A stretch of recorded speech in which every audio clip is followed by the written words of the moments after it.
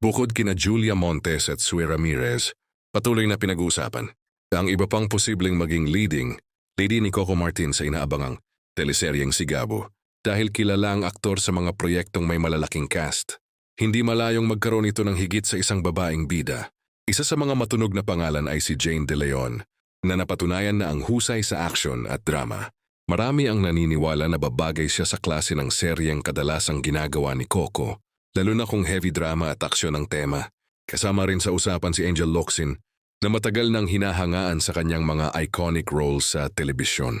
Kung sakaling matuloy ang kanyang pagsali, tiyak na magiging malaking dagdag ito sa bigat ng proyekto at ang muling pagbabalik showbiz ng aktres.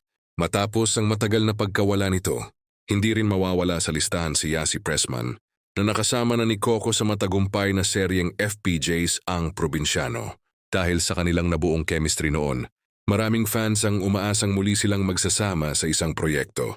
Isa pa sa inaabangang pangalan ay si Maja Salvador, na kilala sa kanyang matitinding pagganap bilang kontrabida at bida.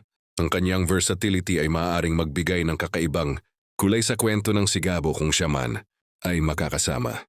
Sa ngayon nananatiling si Julia Montes at Sue Ramirez ang kumpirmadong pangunahing leading lady ng serye.